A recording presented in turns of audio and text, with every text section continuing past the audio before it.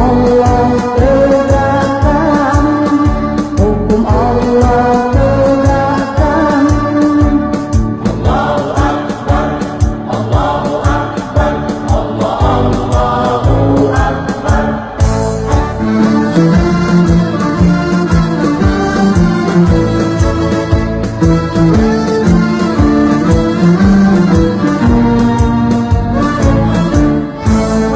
Putra-putri Islam harapan agama, majulah serentak genggamkan persatuan kalam Tuhan. Mari kita memuji, mari kita memuja, mari kita memuji, mari kita memuja. Peganglah persatuan kalam Tuhan, kalam suci menyentuh kalbu berjuang, maju serentak mencapai kemenangan untuk negara, bangsa dan keadilan. Membangun masjid. Ustaz, aneh nggak mampu bangun masjid. Berapa biayanya Ustaz? Subhanallah. Bangun masjid kayak gini aneh kayaknya nggak mampu Ustaz. Terus bagaimana Ustaz? Apakah keutamaan membangun masjid? Misalkan aneh cuman mampunya ngasih tembok misalkan 100, ya misalkan ya.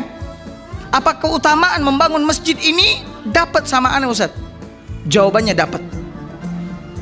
Bahkan di dalam sebuah hadis Nabi SAW menyebutkan, siapa yang membangun masjid sebesar sangkar burung. Sangkar burung itu berapa sih besarnya? Hah? Kecil. Kata Nabi SAW, banallahu lahu baitan fil jannah. Allah bangunkan untuknya satu rumah di surga. Maknanya adalah ketika kita ikut serta dalam pembangunan masjid sesuai dengan kemampuan kita, untuk sebesar ini semuanya kita tidak mampu, tapi sesuai dengan kemampuan kita, sekian tembok atau sekian semen dan sebagainya, maka Allah Subhanahu wa ta'ala akan memberikan kemuliaan, memberikan kebaikan atas amalannya tersebut. Masjid ini Bapak Ibu kaum muslimin muslimat yang dimuliakan oleh Allah adalah tempat yang paling mulia di permukaan bumi. Tempat yang paling mulia dicintai oleh Allah Subhanahu wa ta'ala di permukaan bumi. Masjid di mana di dalamnya Allah memerintahkan hambanya untuk mengingat Dia, untuk menyebut namanya, untuk bertasbih kepadanya, untuk memujinya. Sebagaimana Allah katakan, fi buyutin adzinallahu an tuzkar wa yurfa'a fiha ismuh. Di rumah-rumah Allah Subhanahu wa ta'ala itu Allah berikan izin untuk namanya diangkat, disebut dan sebagainya. Bapak Ibu kaum muslimin muslimat yang dimuliakan oleh Allah Subhanahu wa ta'ala, masjid dibangun atau didirikan biasanya untuk apa?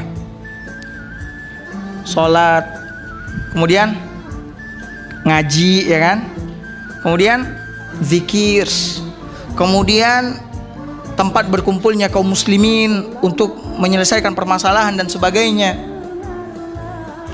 Maka Bapak Ibu kaum muslimin muslimat yang dimuliakan oleh Allah, apabila seseorang membangun masjid kemudian di dalamnya banyak orang yang sholat, orang yang membaca Al-Quran, orang yang menuntut ilmu syariat, kemudian melakukan ibadah-ibadah yang lain yang disyariatkan oleh Allah dan Rasulullah SAW, pahalanya akan didapat oleh orang-orang yang membangun rumah Allah Subhanahu wa ta'ala tersebut.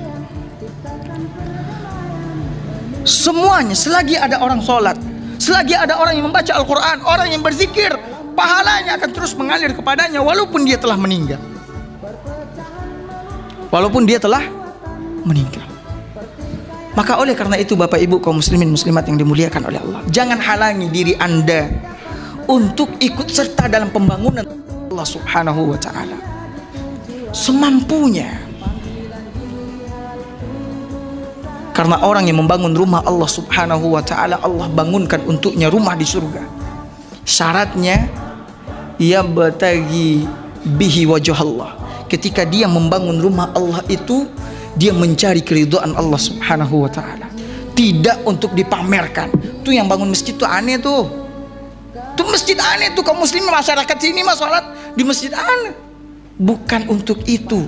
Tapi kita ikut membangun rumah Allah ini agar banyak di antara kaum muslimin yang bisa mengerjakan sholat di rumah Allah, bisa belajar ngaji, bisa menghadiri majlis ta'lim dan sebagainya.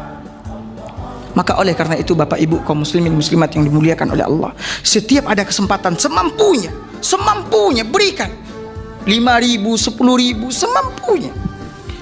Dengan syarat apa tadi?